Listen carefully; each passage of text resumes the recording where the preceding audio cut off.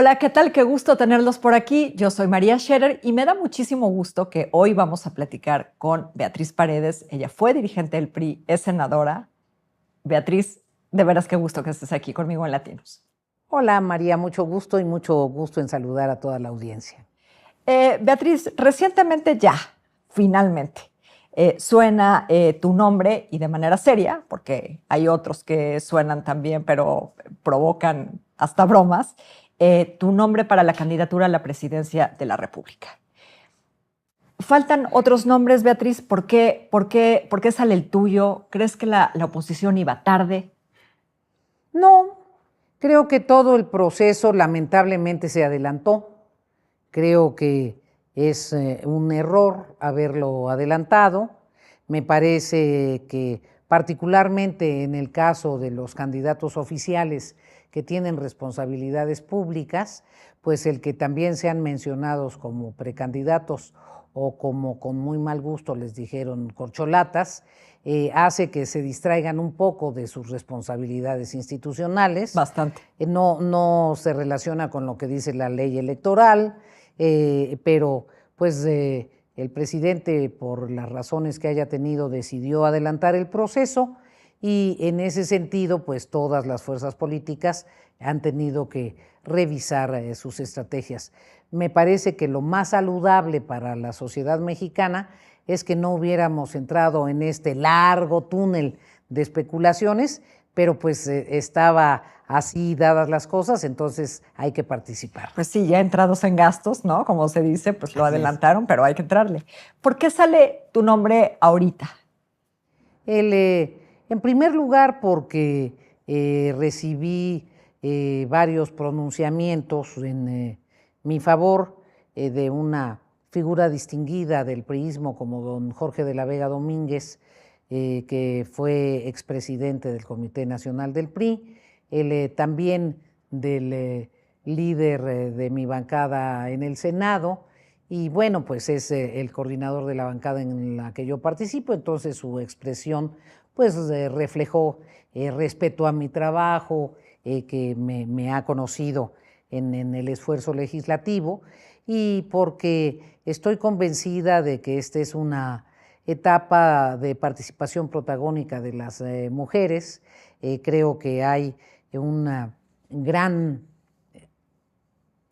movimiento social de las mujeres mexicanas, las que trabajan, las que se quedan como jefas de familia, las estudiantes, que ahora son casi el 50% en la mayoría de las facultades, las mujeres que han tenido que ser mamás solteras, en fin, las mujeres están en la vida cotidiana, en todo, con un protagonismo pronunciado. Creo que es una etapa de participación política también relevante de las mujeres, y creo que es fundamental presentar una plataforma de compromisos para encontrar las soluciones a los problemas del país.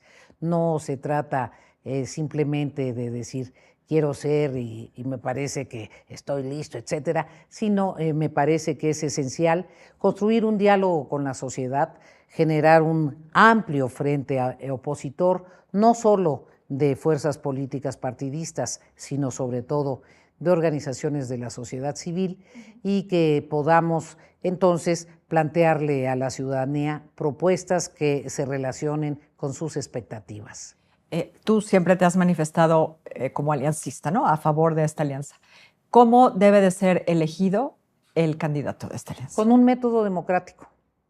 El método democrático que corresponda a las realidades estatutarias y que puedan conjugar dentro de las normas existentes en los partidos, pero yo me pronuncio franca y abiertamente por un método democrático.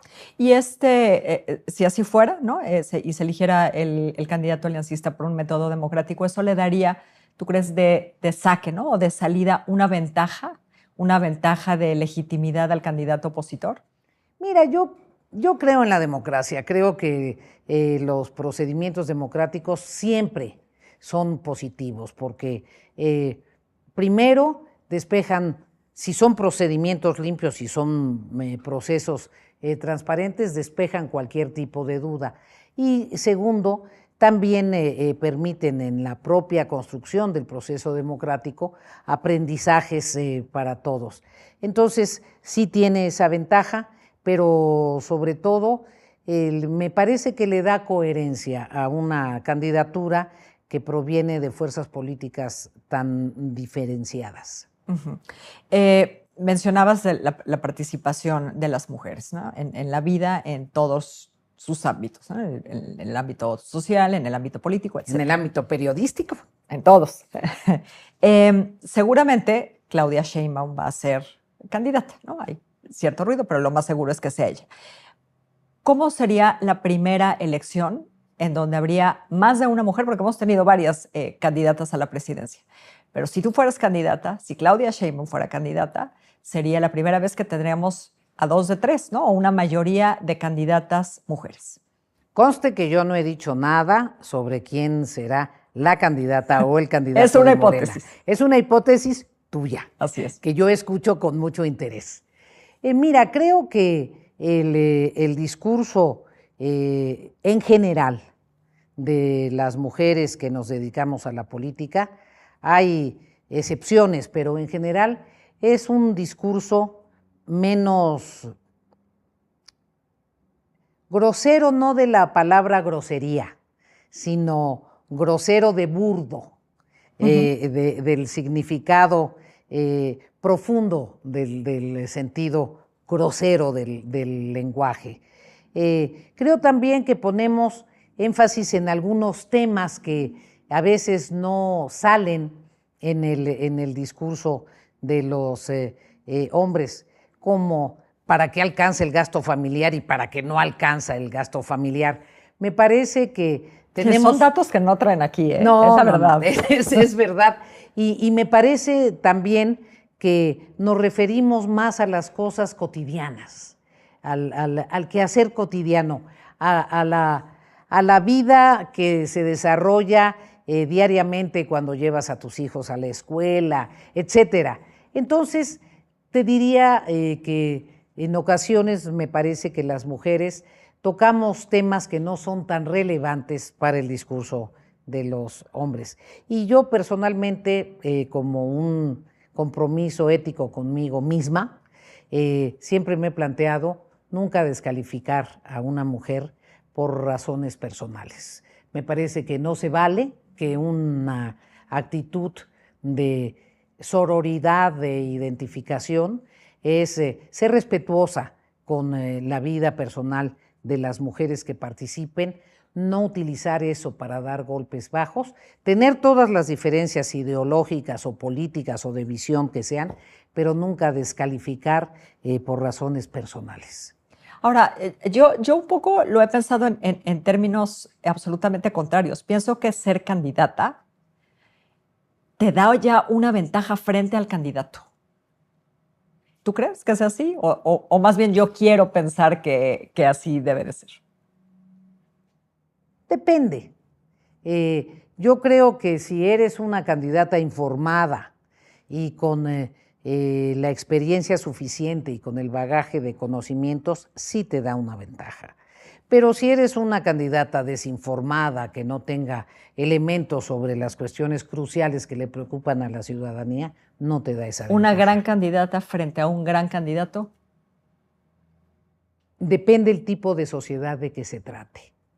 Uh-huh. Depende del tipo de sociedad de que se trate. A mí me resulta inverosímil que en el siglo XXI te sigan preguntando si México está preparado para que una mujer sea presidenta. Es la peor pregunta posible. Es incomprensible, pues. México está preparado para que miles de mujeres sean jefas de familia y sostengan a la casa. México está preparado para que cuando el marido se va de migrante, ahí se queda la señora al frente de la parcela, al frente del negocito. México está preparado para que haya enfermeras en el sector salud que son claves. Pero te preguntas si México está preparado para una presidenta. A veces hasta les quiero hacer un chiste. ¿Y a poco México ha estado preparado para que haya cada presidente? Entonces, pero por eso te digo, depende de la sociedad de que se trate. Ahora, lo que importa es que voten las mujeres, ¿eh? es muy importante que lo hacemos. Las mujeres. Si pudieras echar atrás un par de decisiones, las peores a tu juicio, del gobierno de López Obrador, ¿cuáles serían? No me gusta lo que le ha pasado al sector educativo. Y hubiera nombrado al doctor López-Gatell embajador en Tasmania.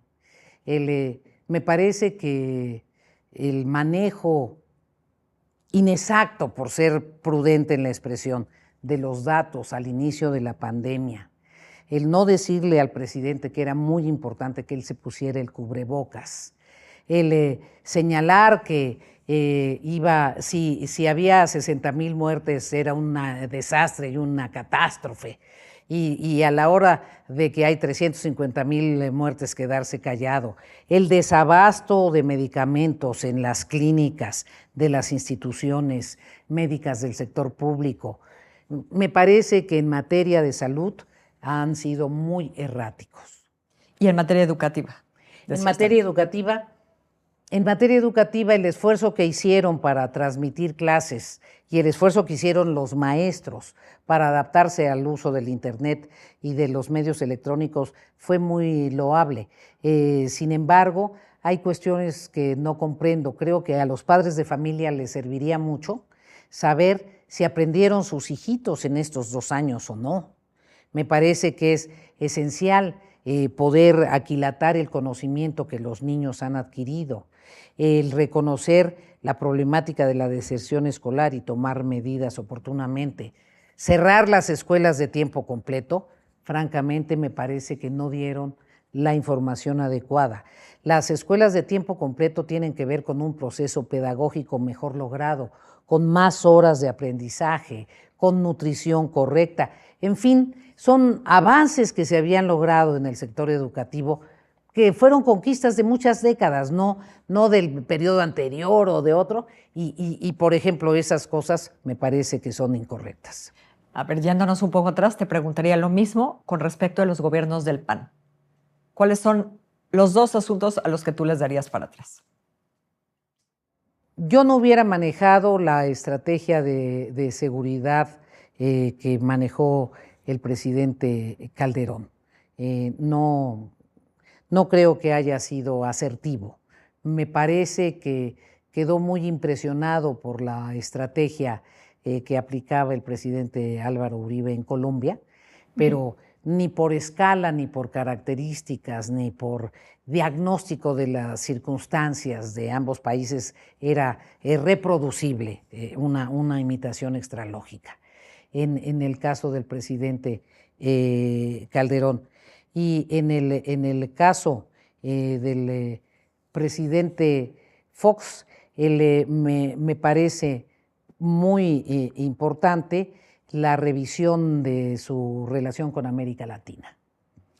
Lo mismo con tu partido, Beatriz, con el PRI. ¿Cuáles son los 2 temas en los que, o los 2 momentos en los que más en desacuerdo has estado con alguna decisión de gobierno?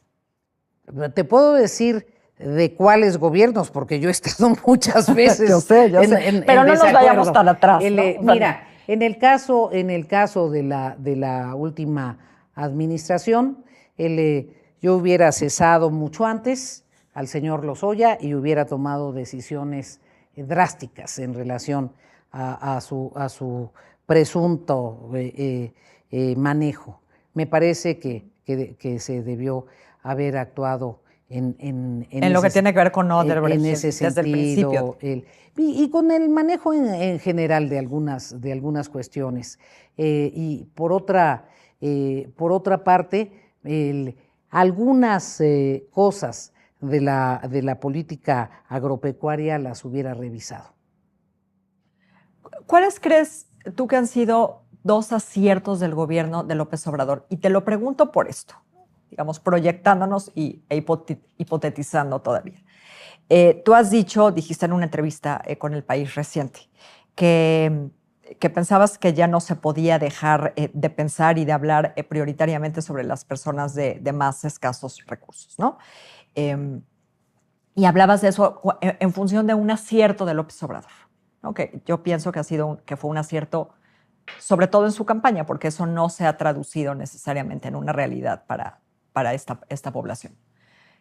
¿Cuál sería otro? ¿Y tú incorporarías un discurso así en tu propia campaña? Lo cual supongo. Mira, yo era de los mexicanos que tenía muchas expectativas en el gobierno del presidente López Obrador. Independientemente de mi militancia y de mi visión política, a mí me parecía saludable para México que hubiera un gobierno de izquierda. Tenía expectativas. Uh-huh. Me fui de más con las expectativas. Creo que el compromiso evidente con los sectores de menos ingresos es un asunto irreversible, también porque en el legislativo asumimos que las transferencias directas para respaldar el que hubiese algún ingreso básico para las personas de escasos recursos ya quedó establecido como derecho constitucional. Ya lo establecimos como derecho constitucional. Lo que me parece necesario es complementar esa estrategia de transferencia directa con una estrategia de autonomización. Yo no creo que la mejor política social sea la que te vuelve dependiente toda la vida de un subsidio. Uh-huh. Yo creo que el subsidio debe existir para darte una base de capitalización, para darte una base para salir adelante, y que tienes que desarrollar el empleo, desarrollar la capacitación, desarrollar las posibilidades concretas y volver los apoyos derechos. Me parece que es indispensable una gran reforma a la seguridad social y no solo la transferencia de recursos a los adultos mayores, que desde luego hay que mantener, pero hay que complementar con toda una estrategia de política global para los adultos mayores. Entonces, esto me parece que es muy, muy claro. A mí me gustaba mucho al principio el programa de Sembrando Vida. Me gustaba mucho. Me pareció una idea inteligente, me pareció una idea interesante, tenía muchas virtudes el planteamiento abstracto. Le das trabajo a segmentos de la población campesina, puedes tomar áreas del ejido o áreas comunales para repoblar el bosque. Le falta el colofón. ¿Cómo lo vuelves después una empresa forestal? ¿Cómo lo vuelves después una empresa frutal? ¿Cómo no siempre el campesino es asalariado, sino empieza a tener autosuficiencia y sus empresitas del sector social forestal empiezan a funcionar? ¿Qué me pasa? No me gusta la implementación. No me gusta que no siempre son las especies de árboles que deben ser en esa zona. No me gusta que me he enterado, y lamentablemente no nos han dejado hacer una evaluación en campo, me he enterado de que a veces por entrar al programa Sembrando Vida incluso deforestan para que les toque formar parte. No me gusta que de repente los beneficiarios no siempre son los que van a sembrar. Las desviaciones que ocurren en ese tipo de programas. Pero creo que ese programa complementado y muy pulcramente administrado y no usado clientelarmente como lamentablemente se utiliza, es un programa muy interesante, muy positivo. Como te escucho, no serías una presidenta como fue en López Obrador, que llegaría a deshacer todo lo hecho, ¿no? Desde luego que no. Uh-huh. Desde luego que no, porque yo no creo que el gobierno sea eso. Yo creo que en el gobierno hay experiencias positivas y hay experiencias negativas. Creo que existe la corrección, la crítica y la autocrítica. Y creo que es fundamental generar certidumbre incluso para quienes trabajan en las instituciones. Beatriz, te agradezco mucho esta conversación para Latinos. Muchas gracias, María. Le agradezco como siempre a ustedes muchísimo que me hayan acompañado y nos vemos, espero que nos veamos aquí la próxima semana. Mientras que esté muy, muy bien.